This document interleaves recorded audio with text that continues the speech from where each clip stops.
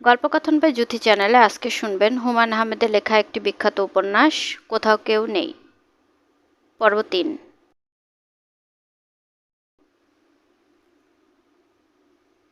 বকুল কিছু বলল না, মুখ টিপে হাসল। মুনা বিরক্ত মুখে বলল, হাসছিস কেন? তুমি আসলে আপা খুশি হয়েছ, কিন্তু মুখে বলছে এই কথা, এই জন্য হাসছি। কী সব পাকা পাকা কথা বলছিস, গাজালান কথা। এই বয়সে এত পাকা কথা বলা ভালো লাগে না। বকুল বিব্রত ভঙ্গিতে বলল, রাখছ কেন আপা? ঠাট্টা করছিলাম।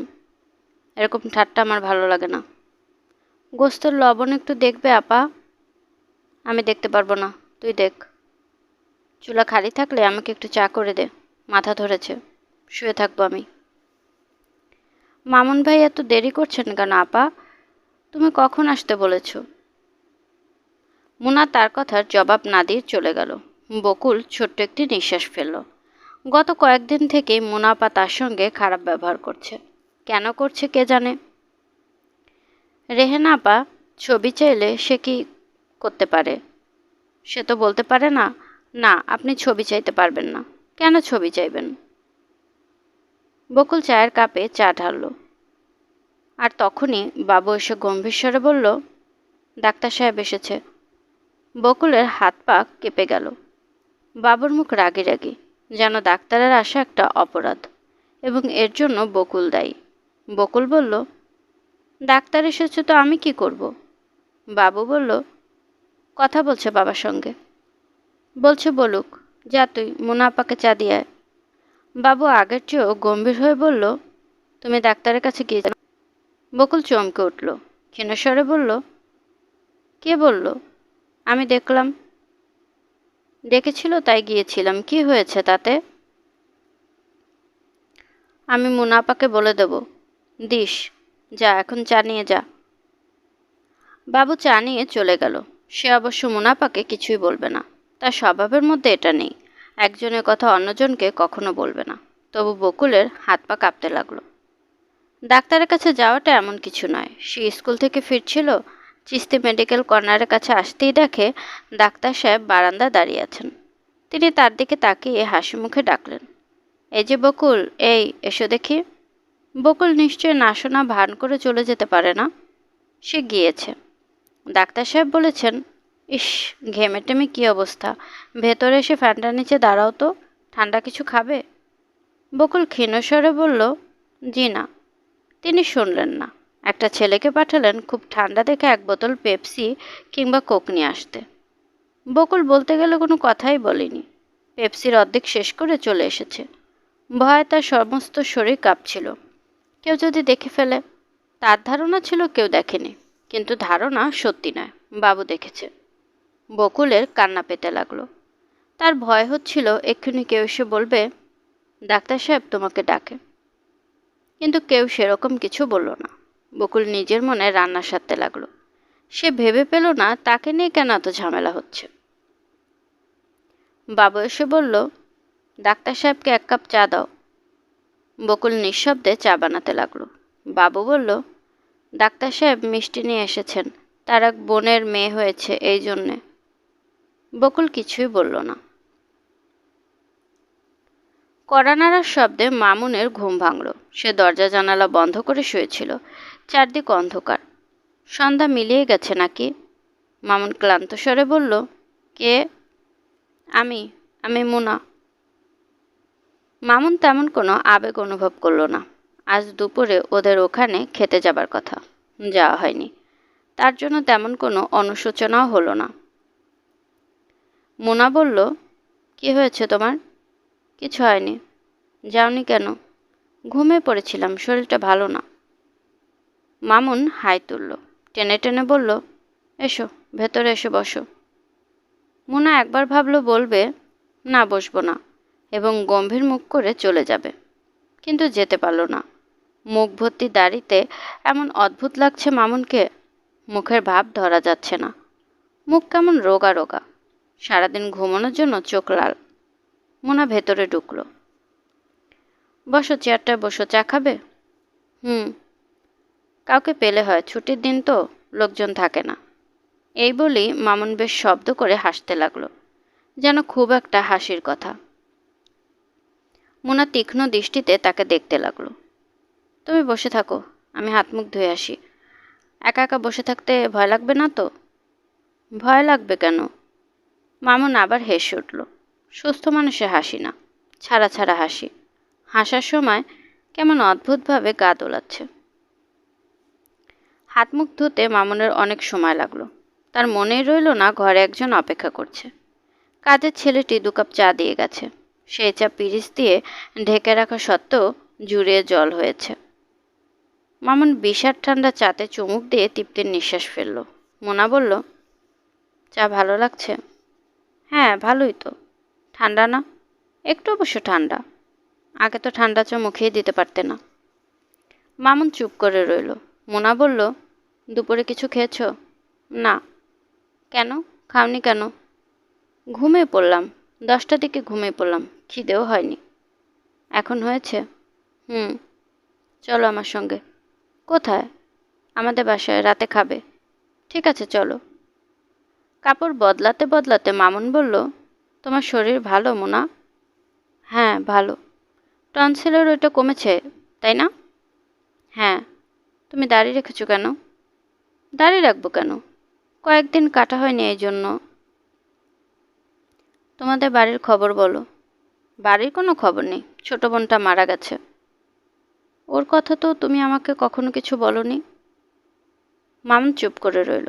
মোনা বলল, তুমি নিজের কথা কখনো কাউকে কিছু বলো না। এটা ঠিক না, এতে মনের উপর চাপ পড়ে। হুম। তোমার ভাই বোনের কথা আমি কিছুই জানি না। মামুন চাপা স্বরে বলল, ওই একটি বোন আমার। মরবার সময় খুব কষ্ট পেয়েছে। খুব কষ্টের মৃত্যু। সব মৃত্যুই কষ্টের, সুখের মৃত্যু তো কিছু নেই। তাও ঠিক। মামুন হাসতে চেষ্টা করলো। সিগারেট ধরিয়ে খুব উৎসাহের সঙ্গে টানতে শুরু করলো। মোনা ক্ষীণ কণ্ঠে বলল, কষ্টের ব্যাপারগুলো নিয়ে বেশি চিন্তা করা ঠিক না। না, চিন্তা করি না তো। ওইসব নিয়ে আমি ভাবি না। চলো যাই। মোনা কয়েক মুহূর্ত চুপ করে থেকে বলল, দাড়িটা কেটে ফেলো, খুব খারাপ দেখাচ্ছে। খুব খারাপ লাগছে না? হুম। কোনো একটা সেলুনে গিয়ে কাটাতে হবে। দাড়ি বেশি বড় হয়ে গেছে, নিজে নিজে কাটা যাবে না। মেসের সামনে একটা আছে, সেখানে কাটবো। একটি ছেলে শেভ করাচ্ছে। তার পাশে একটি রূপসী মেয়ে দাঁড়িয়ে আছে। দৃশ্যটি অদ্ভুত। লোকজন কৌতূহলী হয়ে দেখছে। মামুন খানিকটা অস্বস্তি বোধ করতে লাগলো। বিব্রত স্বরে বলল, তুমি বাইরে যাও না, এখানে দাঁড়িয়ে থাকার দরকার কি? মোনা কিছু বলল না, বাইরেও গেল না। তার কেন জানি পাশে দাঁড়িয়ে থাকতেই ভালো লাগছে। দাড়ি কাটার পর মামুনকে আরও রোগা এবং ফর্সা দেখাচ্ছে। তার একটা রিকশা নিল। রিকশায় উঠলেই মামুন এক হাতে মোনাকে জড়িয়ে ধরার চেষ্টা করে। আজ সে সেরকম কিছু করল না। লাজুক প্রেমিকের মতো সংকুচিতভাবে বসে রইল। মোনা বলল, তোমরা ক ভাই বোন? মামুন জবাব দিল না। মোনার মনে হলো এই প্রশ্নটি সে আগেও করেছে। মামুন এড়িয়ে গেছে। মনের ভুলও হতে পারে, হয়তো জবাব দিয়েছে, মোনার মনে নেই, নাকি এই প্রশ্ন সে কোনোদিন করেনি। মোনা আবার জিজ্ঞেস করল, ক ভাই বোন তোমার? 2 ভাই 1 বোন। অন্য ভাইটি কি করে? ছোটবেলায় মারা গেছে, পানিতে ডুবে মারা গেছে। মোনা কিছু বলল না। মামুন বলতে লাগলো, আমরা 2 ভাই পুকুরে গোসল করতে গিয়েছিলাম। আমি সাঁতার জানি না, ও জানে। একটা পেতলের কলসি উল্টে তার কানায় ধরে সাঁতার কাটছি, হঠাৎ। মোনা বলল, থাক, বলার দরকার নেই, শুনতে চাই না। শুনতে চাইবে না কেন? শোনো। কলসি হাতছাড়া হয়ে গেল হঠাৎ। ডুবে যেতে ধরেছি, বড় ভাই সাঁতরে এসে আমাকে ধরল। মরিয়া হয়ে আমি তাকে জড়িয়ে ধরলাম এবং ডুবে গেলাম দুজনেই। মোনা প্রসঙ্গ পাল্টাবার জন্য বলল, হুটটা তুলে দাও না।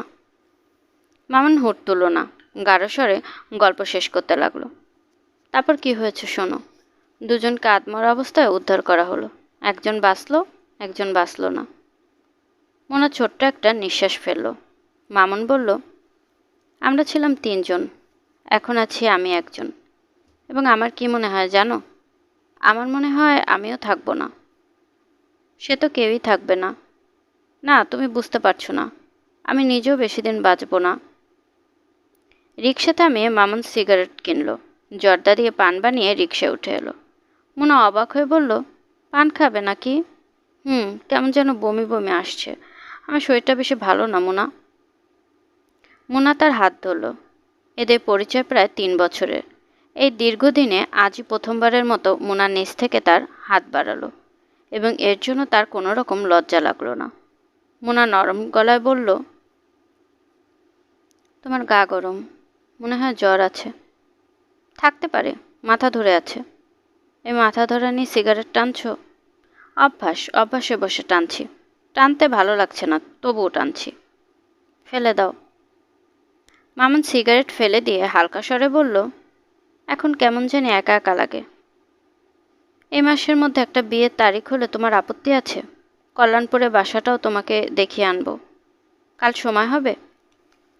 অফিস ছুটির পর হবে। আজ তোমার মামার সঙ্গে কথা বলে একটা ডেট ঠিক করে ফেলি, কি বলো?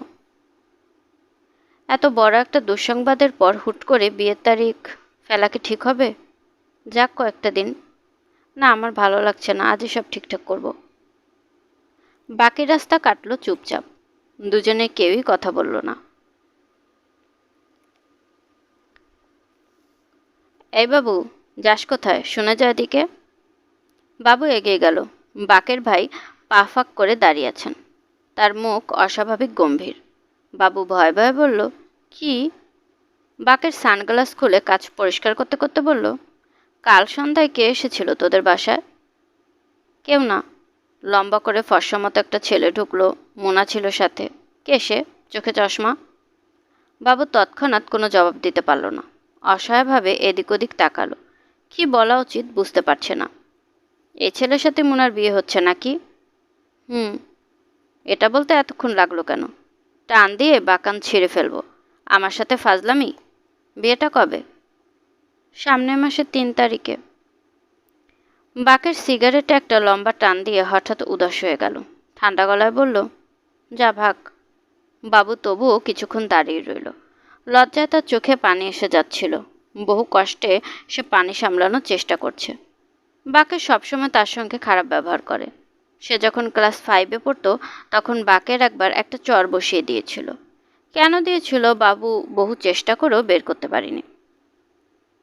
সে ফিরছিল স্কুল থেকে। হঠাৎ বাকেরের সঙ্গে দেখা। সাইকেলে করে কোথায় যেন যাচ্ছে। বাবুকে দেখে সাইকেল থামিয়ে নেমে পড়ল। কড়া গলায় ডাকলো, এই এদিকে আয়। বাবু এগিয়ে যেতেই কথা নেই বার্তা নেই প্রচণ্ড এক চর। বাবু কিছু বুঝে উঠবার আগেই বাকের সাইকেল উঠে চলে গেল, যেন কিছুই হয়নি। আজকের রাগের কারণটা অবশ্য স্পষ্ট। বাবু সে কারণ ভালোই বুঝতে পারে। তার মনে ক্ষীণ সন্দেহ। এককালে মুনাপার সঙ্গে বাকের ভাইয়ের কিছুটা ভাব ছিল। কে জানে, বিয়ের দিন এসিড টেসিড ছুঁড়ে মারবে হয়তো। দারুণ মন খারাপ করে বাবু ঘরে ফিরল। সে বড় ভয় পেয়েছে। মোনা বাইরে বেরোবার জন্য তৈরি হচ্ছে। মামুনের সঙ্গে কয়েকটা টুকিটাকি জিনিস কেনার কথা। সংসার তৈরি হবার আগে সংসারের জন্য জিনিসপত্র কেনার কথা ভাবতেই কেমন লজ্জা লজ্জা লাগে, আবার ভালোও লাগে।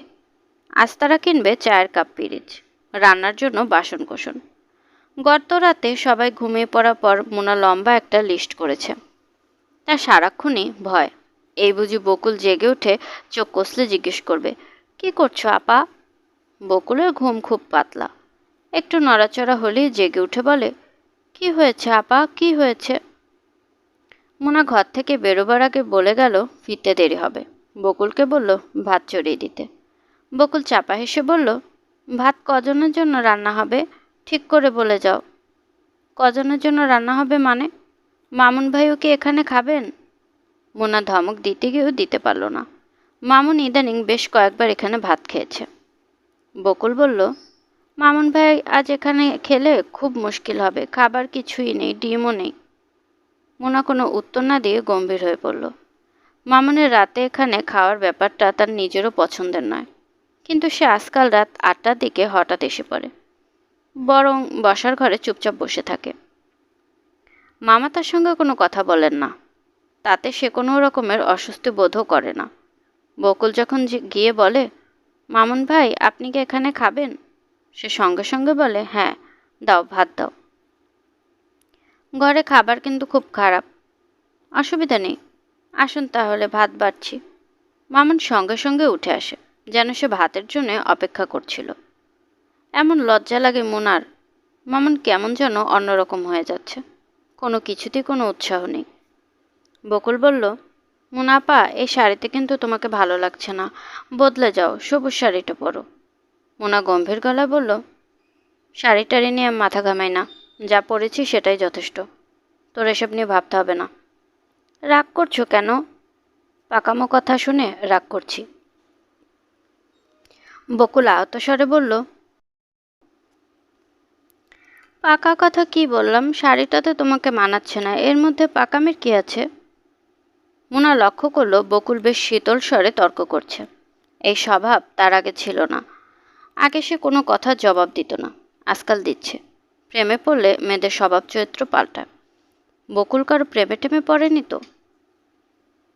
মোনা বলল, চায়ের পাতা শেষ হয়েছে বোধ হয়, বাবুকে দিয়ে আনিয়ে রাখ। টাকা? টাকা কে দেবে? দোকান এখন বাকি বন্ধ। মোনা নিঃশব্দে একটা 10 টাকার নোট বের করলো। শওকত সাহেব ঘরে না থাকলে টুকিটাকি কেনা এখন মুশকিল। শওকত সাহেব আগে সংসার খরচে কিছু টাকা লতিফাকে দিতেন, ইদানিং আর দেন না। আদাসের লবণ কেনার টাকাও এখন তার কাছে চাইতে হয়। বকুল বলল, তুমি ফিরবে কখন আপা? সন্ধ্যার আগেই ফিরবো। কেন? এমনি জিজ্ঞেস করলাম। শাড়িটা বদলে যাও না আপা, প্লিজ। আর যাবার আগে মার সঙ্গে দেখা করে যাও। আজ বেশ কয়েকবার তোমার খোঁজ করেছেন, খুব নাকি জরুরি। কই, আগে তো বলিসনি। আগে মনে ছিল না, এখন মনে পড়ল। মোনা শাড়ি বদলালো না। বকুলের কথায় শাড়ি বদলানো কোনো মানে হয় না। তাছাড়া এটা এমন কোনো খারাপ শাড়ি না। গত সপ্তাহে বকুল বলেছিল সুন্দর মানিয়েছে। এক সপ্তাহ আগে যে শাড়িতে মানিয়েছে 1 সপ্তাহ পরে তাতে মানায় না, এ কেমন কথা? লতিফা আজ বেশ সুস্থ। গত রাতে ভালো ঘুম হয়েছে। সকালে নাস্তা খেয়েছেন, দুপুরে ভাত খেয়ে ঘুমিয়েছেন। সারাদিনে একবারও জ্বর আসেনি। অনেকদিন পর প্রথমবারের মতো তার মনে হয়েছে হয়তো শরীর আবার আগের মতো হবে, সংসার ফিরে পাওয়া যাবে, তাকে কেউ আর এড়িয়ে চলবে না। মোনা বলল, তুমি ডেকেছিলে নাকি মামি? লতিফা উজ্জ্বল চোখে বলল, বস তুই, অনেক কথা আছে, আমার পাশে বস। তোমার শরীর আজ মনে হয় ভালো? জ্বর নেই। দেখ, গায়ে হাত দিয়ে দেখ। মোনা তার কপালে হাত রাখল। গা ঠান্ডা, জ্বর সত্যি সত্যি আসেনি। লতিফা আগ্রহ নিয়ে জিজ্ঞেস করলেন, কি জ্বর আছে? না। এখন বলো কি বলবে, আমার হাতে সময় নেই, এক জায়গায় যাব। দরজাটা ভিড়িয়ে দিয়ে আয়। এমন কি কথা যে দরজা বন্ধ করতে হবে? বন্ধ করতে বলছি, কর না। মোনা অবাক হয়ে দরজা বন্ধ করলো। লতিফা বিছানায় উঠে বসলেন। গতকাল বকুলের স্কুলের একজন মিস্ট্রেস বাসায় এসেছিলেন। মোনা তীক্ষ্ণ কণ্ঠে বলল, কে? রেহানা আপা? বকুলের জন্য একটা বিয়ের প্রস্তাব নিয়ে এসেছেন। খুবই ভালো ছেলে, ভালো বংশ, ওনার দূর সম্পর্কীয় আত্মীয়। মোনা বিরক্ত স্বরে বলল, এসব আমি শুনতে চাই না, বাদ দাও তো। সবটা না শুনি এরকম করছিস কেন? সবটা আগে শোন। বাবা মার একমাত্র ছেলে, জাপানে গেছে গত বছর। কম্পিউটার না কিসে যেন ডিগ্রি করেছে। বকুলকে সে দেখেছে, খুব পছন্দ হয়েছে।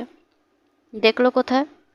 ছেলে এই মিস্ট্রেসের কাছে গিয়েছিল, তারপর উনি বকুলকে ক্লাস থেকে ডেকে নিয়ে যান। বকুল অবশ্য কিছু বুঝতে পারেনি। মোনা বলল, বুড়ো ছেলে বাচ্চা মেয়েকে বিয়ে করতে চায়, ওর মাথাটা কি খারাপ নাকি? এসব চিন্তা বাদ দাও তো মামি। লতিফা অবাক হয়ে বলল, এরকম ছেলে তুই পরে পাবি কোথায়? ছেলে ছবি আছে, ছবি দেখ তুই।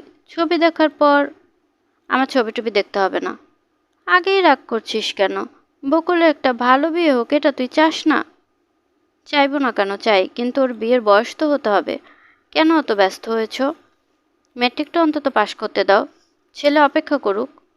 না, ছেলে অপেক্ষা করতে পারবে না। 3 মাসের ছুটিতে এসেছে, বিয়ে করে বউ নিয়ে যাবে।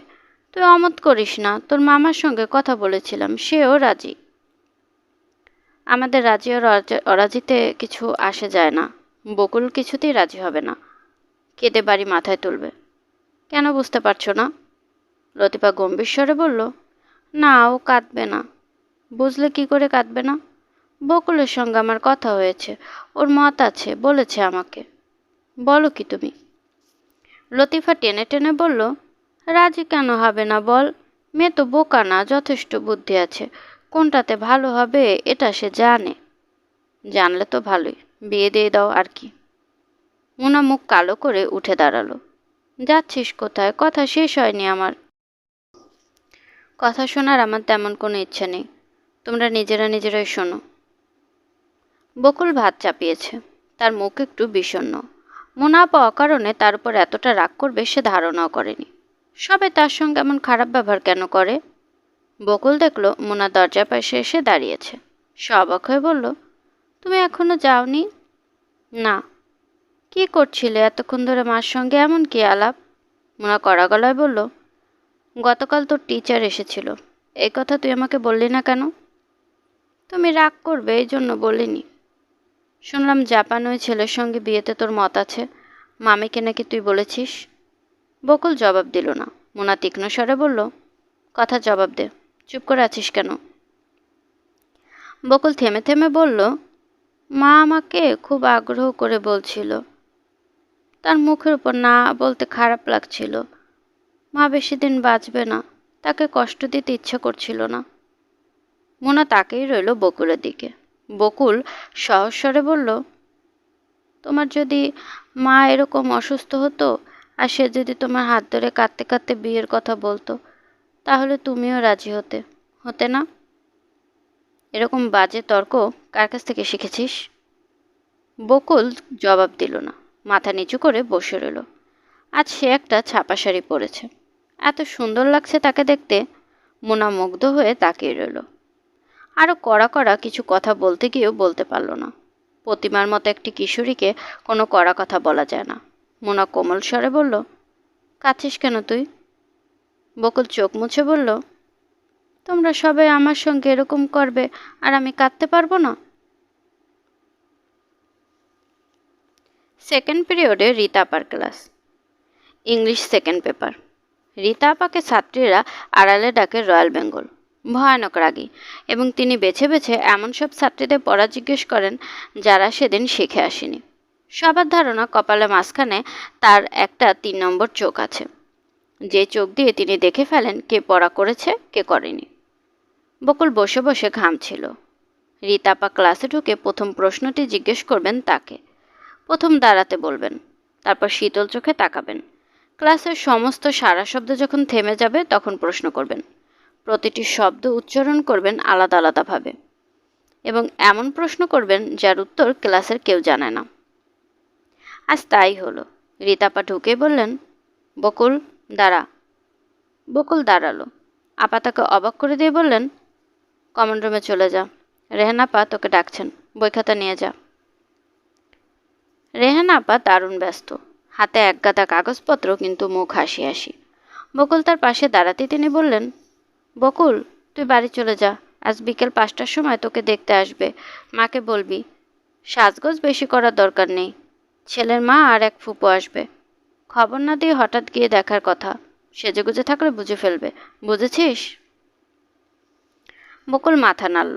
সে বুঝেছে। যে একটা রিক্সা নিয়ে বাড়ি চলে যা, শাড়ি পরে থাকবি, কামিজ টামিজ না। আসুন দুপুরে কাঁচা হলুদ দিয়ে গোসল করিস, রং খুলবে। অবশ্য তোর রং খারাপ না, চাপা রং, এটাই ভালো। বকুল সরাসরি বাড়ি এলো না, গেল টিনা ভাবিদের বাড়ি। অনেকদিন পর আসা। টিনা ভাবি ঘুমোচ্ছিল। সে ঘুম ঘুম চোখে দরজা খুলে দিল। কেমন আছো ভাবি?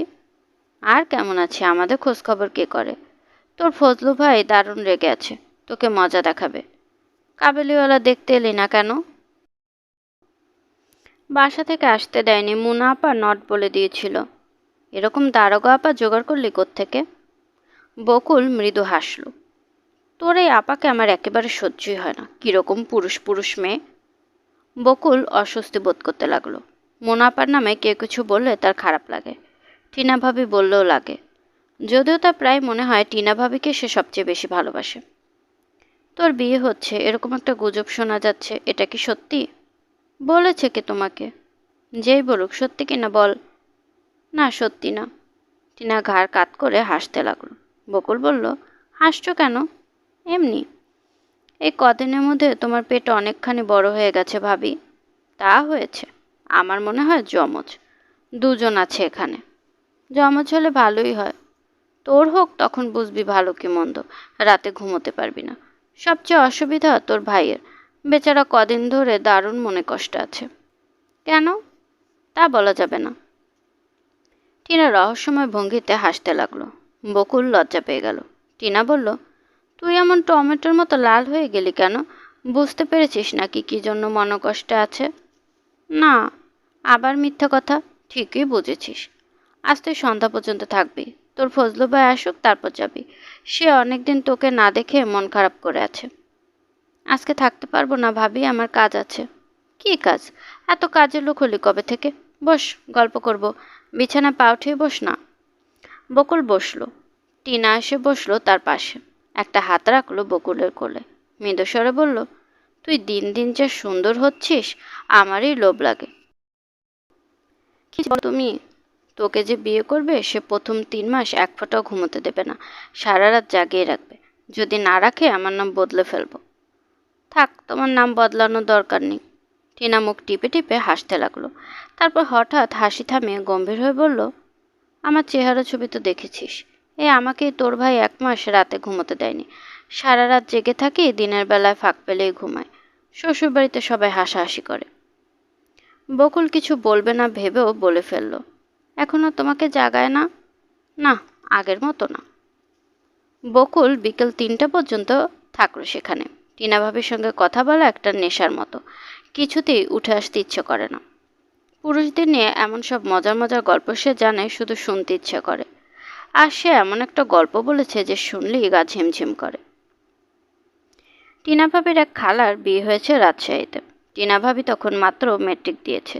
সেও গিয়েছে বিয়েতে। সমবয়সী মেয়েরা শাড়ি পরে ছোটাছুটি করছে। সেও করছে। রাত 9টার সময় বর এলো। সবাই ছুটে গেল গেট ধরতে। সে গেল ছাদে। সেখান থেকে সমস্ত ব্যাপারটা ভালো করে দেখা যাবে। হঠাৎ ইলেকট্রিসিটি চলে গেল। ছাদে পাঞ্জাবি পরা একজন লোক দাঁড়িয়ে ছিল। সে বলল, ও খুকি, ভয় লাগছে? তারপর গল্প শেষ হবার পর বকুল ক্ষীণস্বরে বলল, তুমি ফজলু ভাই কি বলেছে এ ঘটনা? পাগল হয়েছিস? সবাইকে সব কথা বলা যায়?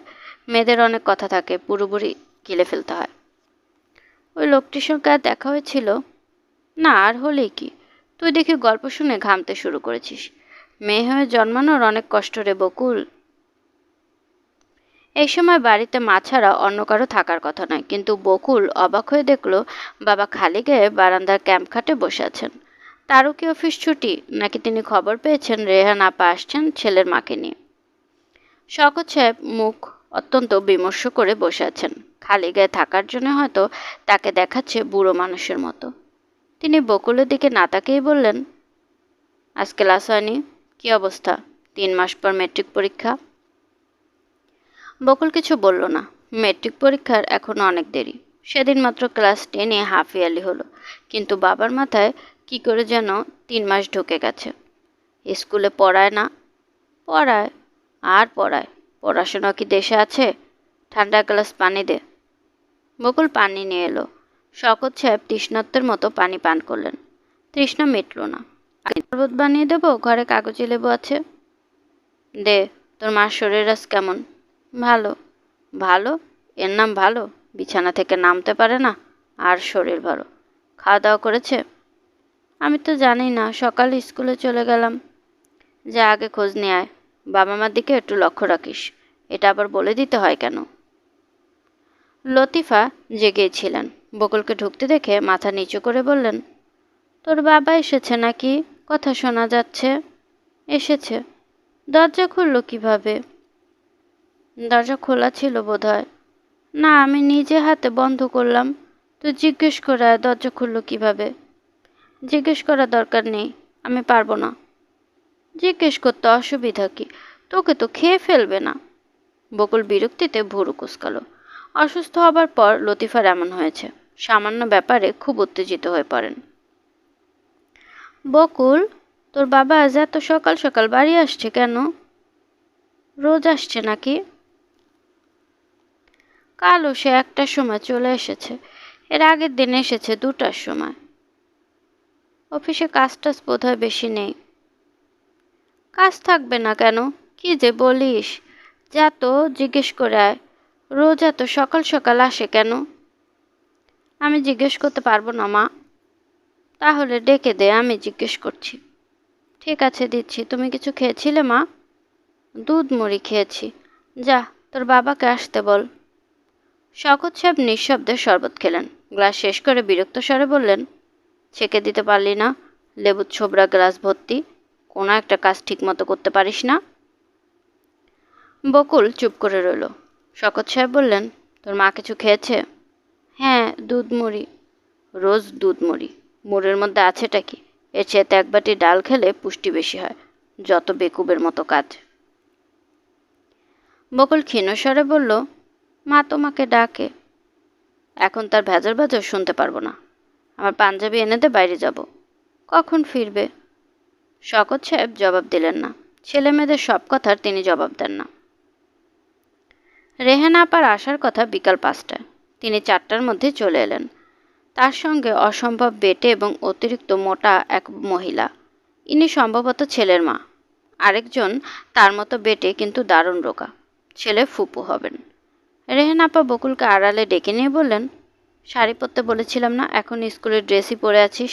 মাথায় বুদ্ধিশুদ্ধি কিছু আছে না সবটাই গোবর? আপনি বলেছিলেন 5টার সময় আসবেন। 5টার সময় আসবো বলেছি বলি তুই 5টা বাজার 2 মিনিট আগে কাপড় বদলাবি?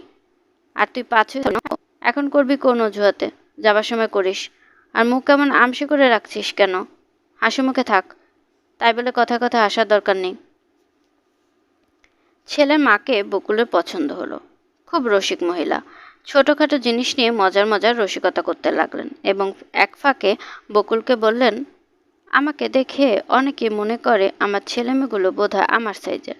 আসলে তা না, ওরা সবাই ওদের বাবার মতো লম্বা। তবে আমি নিশ্চিত আমার নাতিগুলো হবে আমার সাইজের। এই বলেই তিনি খুব হাসতে লাগলেন। হাসি এমন আন্তরিক যে সবাই তাতে যোগ দিল। বকুলের সঙ্গে তার কথাবার্তা হলো খুবই কম। একবার শুধু জিজ্ঞেস করলেন, তোমার ভালো নাম কি মা? তার উত্তর শোনার জন্য অপেক্ষা করলেন না, অন্য প্রশ্ন করলেন, বেশ মহিলা। যাবার সময় বকুল পা ছুঁয়ে সালাম করতে তিনি তাকে জড়িয়ে ধরে কপালে চুমু খেলেন। অনেকদিন বকুলকে এমনভাবে কেউ আদর করেনি।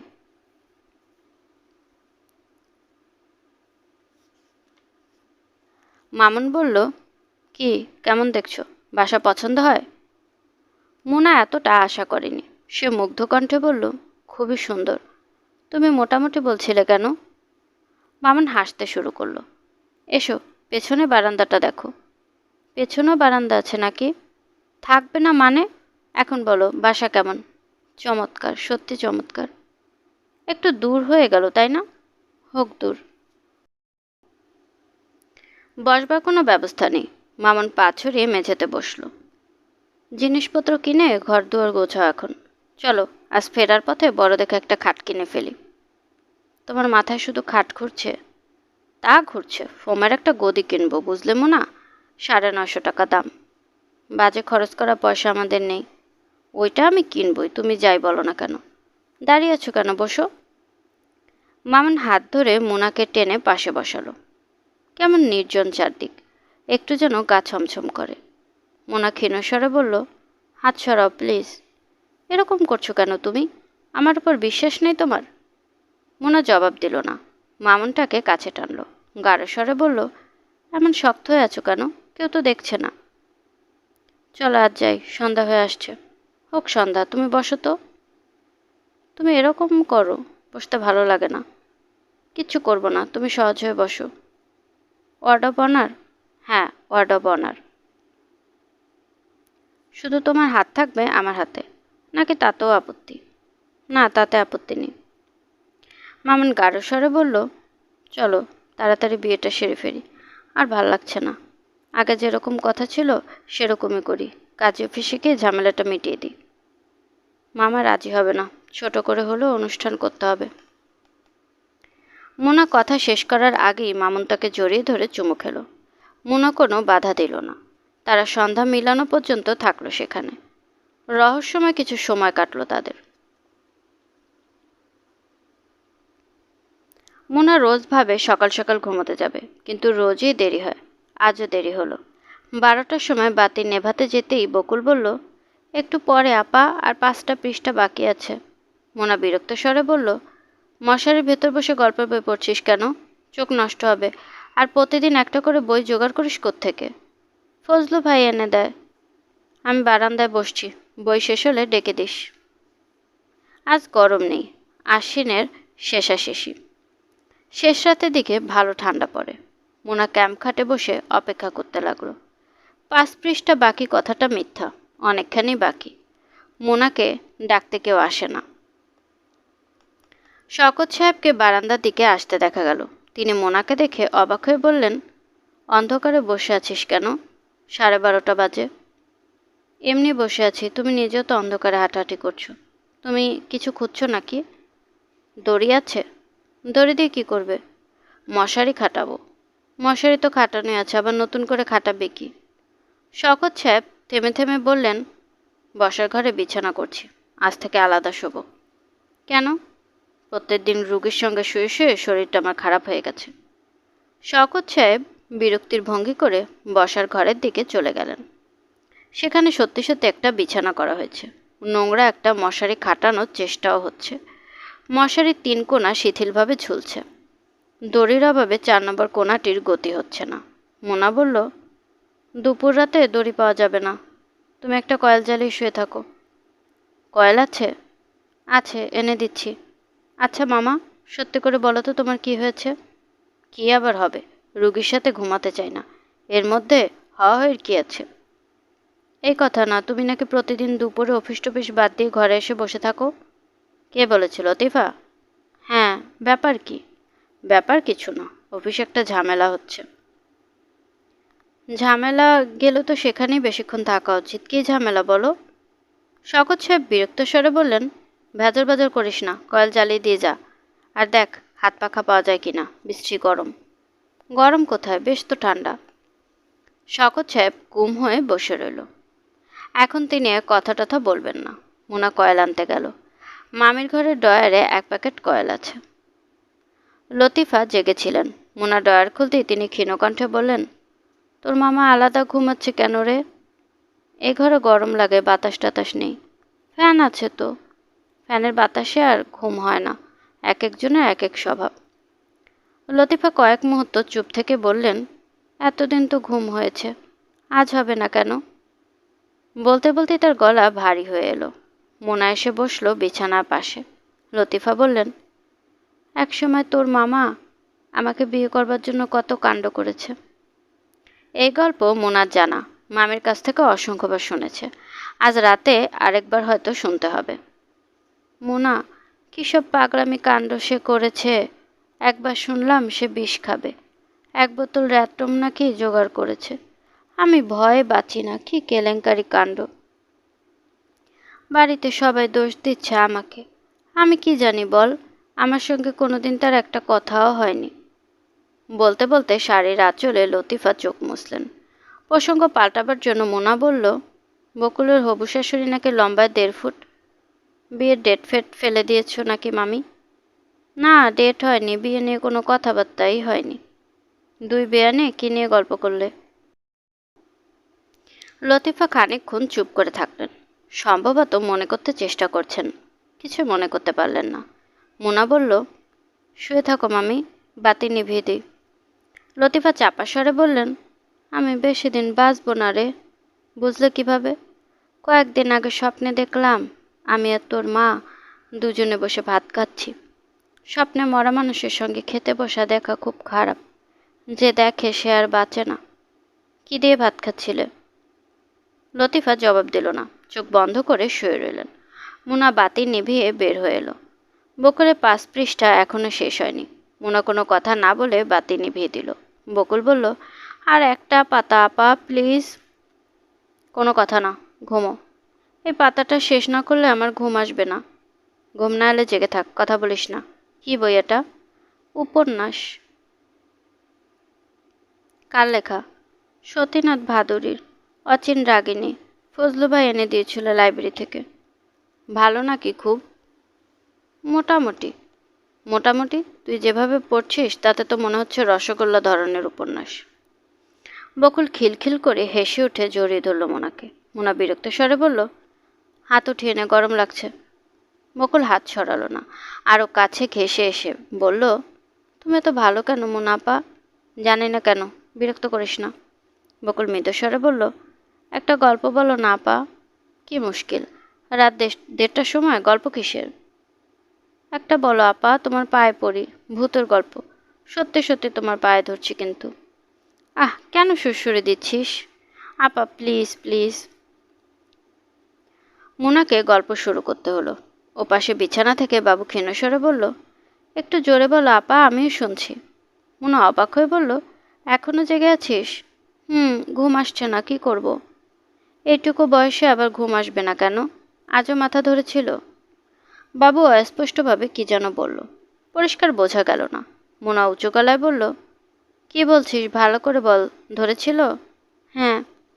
কাল সকালে মনে করিস তো, একজন ডাক্তারের কাছে নিয়ে যাব। ঠিক আছে।